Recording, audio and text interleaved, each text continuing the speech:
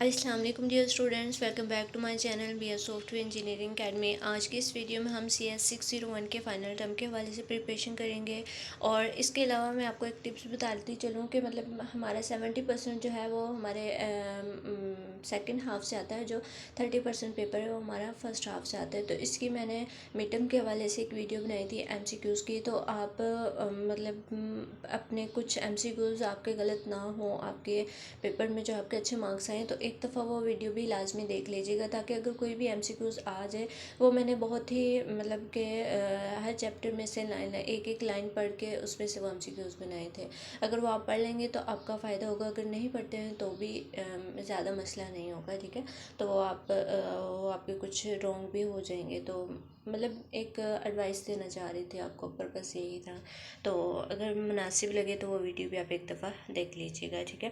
तो चलते हैं हम अपनी इस वीडियो की तरफ। ये आपके लेक्चर नंबर 6 तक हमारे इंक्लूड थे। लेक्चर नंबर 7 से आगे जितने भी हमारे वीक हैं उनमें से ये वीडियो बनाई है, ठीक है।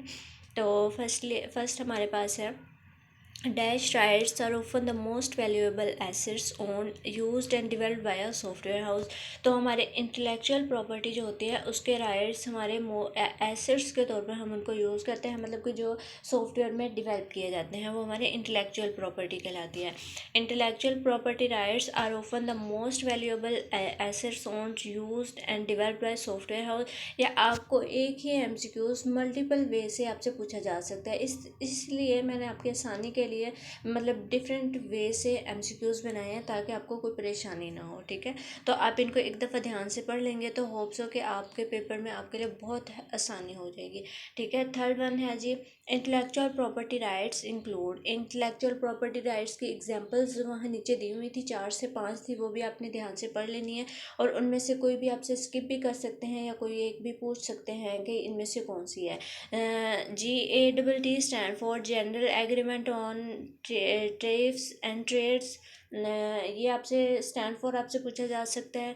Information which is not public property and public knowledge. ये कॉन्फिडेंशियल इंफॉर्मेशंस होती हैं, मतलब वो खुफिया इंफॉर्मेशन होती हैं जो हमारी पब्लिक नॉलेज में नहीं होती, मतलब कि वो पर्सनल या प्राइवेट हम उनको कह सकते हैं, तो वो हमारी कॉन्फिडेंशियल इंफॉर्मेशन होती है।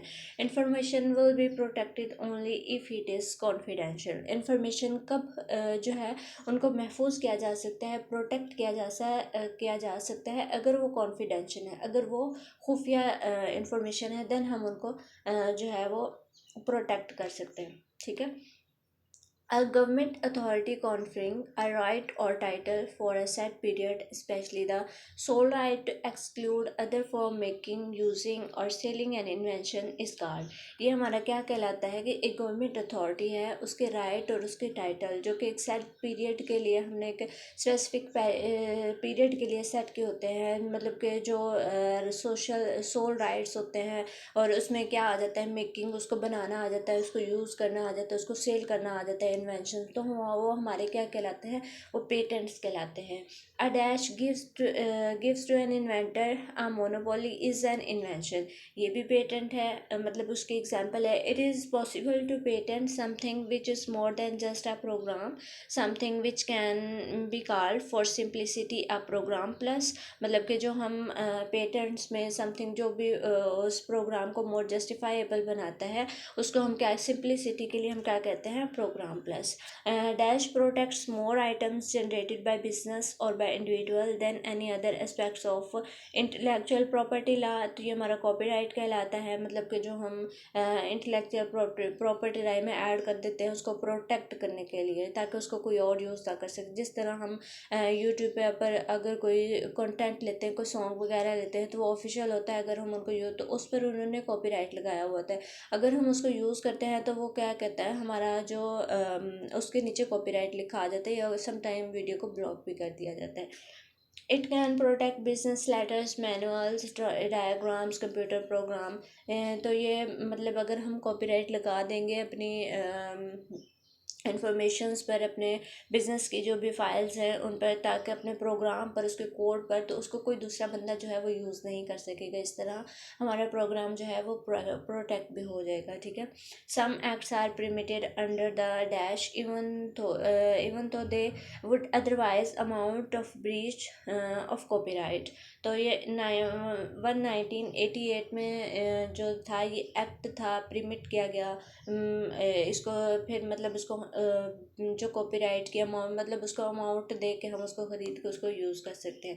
ये 1988 में इसको किया गया। The practice of taking someone else work और ideas and passing them off as one own, मतलब कि किसी के वर्क या आइडियाज़ को पास करना और उनको इसी तरह से आगे पास कर देना, तो ये हमारा क्या कहलाता है, plagiarism. For a computer program, changing variable names only or not changing the structure or flow of a program plagiarism कहलाता है। मतलब उसको हम ख़रीद लेते हैं, उसका वेरिएबल नेम्स को हम चेंज कर देते हैं, बट उसका जो अंदर का स्ट्रक्चर फ्लो होता है उसको हम चेंज नहीं करते, मतलब उसको ख़रीद लेते हैं, देन उस पर कॉपीराइट नहीं आता, तो ये हमारा प्लेजरिज्म कहलाता है। एन एग्रीमेंट बिटवीन टू और मोर पार्टीज़ फॉर द ड्राइंग और not drying of something specified, दो पार्टीज़ के दरमियान जो है एग्रीमेंट होता है, उसको हम कॉन्ट्रैक्ट भी कहते हैं, उसको एग्रीमेंट भी कहते हैं।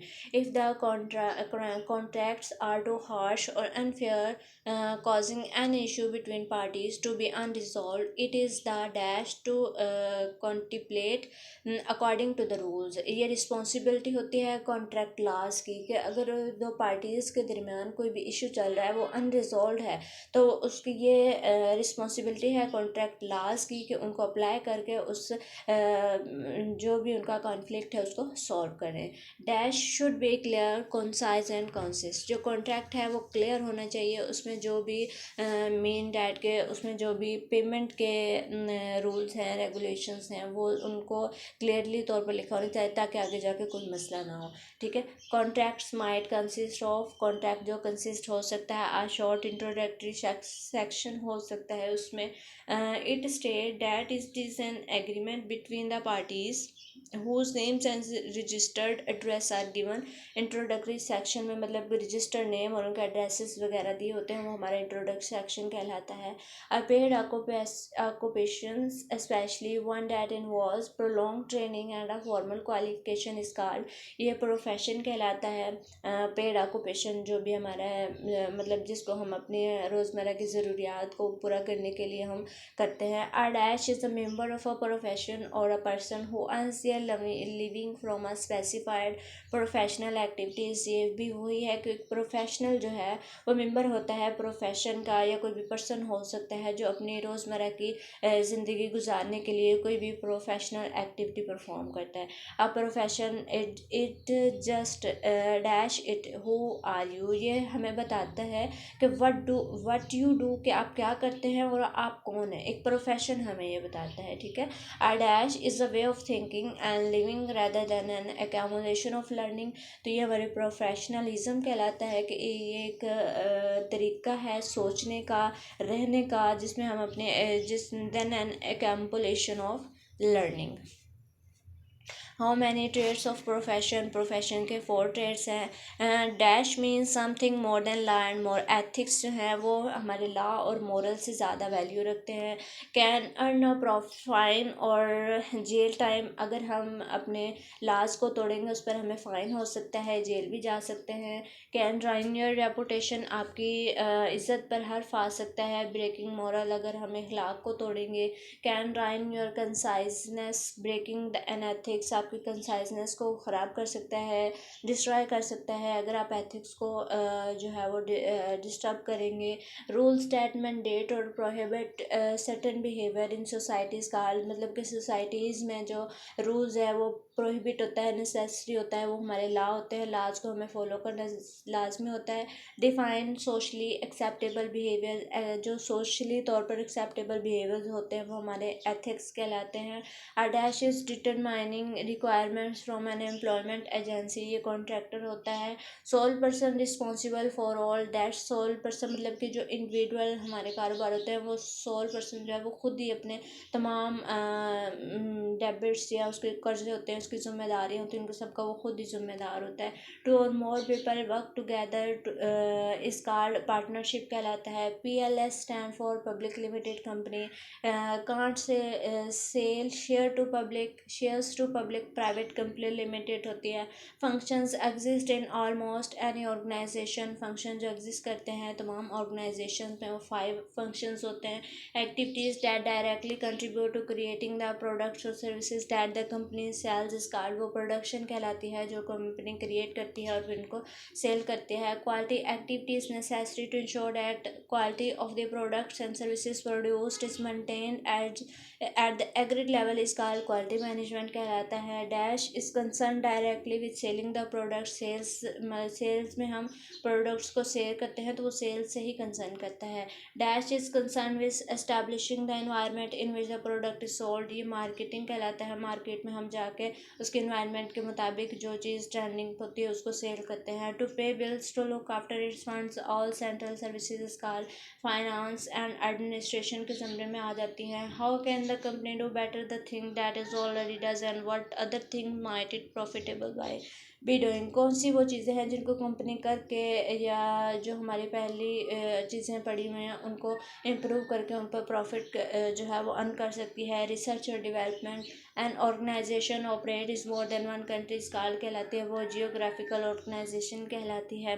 Consultancy projects are usually undertaken for a fixed price but the form of contract is very much simpler, consultancy कहलाता है। आई एम सॉरी, मैं थोड़ा स्पीड में पढ़ रही हूँ ताकि आपका टाइम वेस्ट ना हो। आप पढ़ तो इसको खुद भी सकते हैं, बट कोई भी चीज़ अगर इसमें मुश्किल आती है तो मैं आपको समझानी पड़ जाए, तो इस वजह से मैं थोड़ा स्पीड से पढ़ रही हूँ। आप इसकी अगर स्पीड ज़्यादा लगे तो काइंडली इसकी स्पीड को कम करके तो आप इसको सुन सकते हैं, ठीक है। Okay, means that the product can't go on the market at all. Licensing, Production Liabilities and Consumer Production Act 1987 है। Dash is the area of law in which manufacturers, distributors, suppliers and retailers are held responsible for any injuries product causes। Product liability होती है जिसमें manufacturer जो है या distributor उसके suppliers होते हैं वो उसके responsible होते हैं अगर कोई भी product during delivery जो है वो ख़राब हो जाती है। CPA stand for Consumer Production Act। The field of food and drinks are example of, ये जियोग्राफिकल एग्जाम ऑर्गेनाइजेशन है, मतलब कि ये ओवरऑल वाइड एरिया तकरीबन हर मुल्क में इन फूड और KFC NFC है, ये हमारे मतलब हर जो है कंट्री में पाई जाती हैं। In which organisation the detailed operational decisions are taken at the centre, जहाँ पे सेंटर में डिसीजन लिए जाते हैं, सेंट्रलाइज्ड ऑर्गेनाइजेशन कहलाती है। In which as many details as possible are settled at local level. This centralized organization dash is concerned with productivity, efficiency and maintenance of quality, production management. Competence means knowledge and ability to apply the knowledge.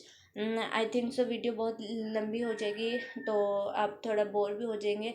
मैं इस तरह करूँगी कि इसकी जो remaining MCQs हैं अभी तो बहुत ज़्यादा पड़े हुए हैं, तो वो मैं इंशाल्लाह नेक्स्ट वीडियो में आपको प्रोवाइड कर दूँगी, ठीक है। अगर वीडियो अच्छी लगी हो तो काइंडली चैनल को सब्सक्राइब कीजिए और मिलते हैं अपनी इसकी नेक्स्ट पार्ट में। Thank you so much for watching my video. अल्लाह हाफिज़।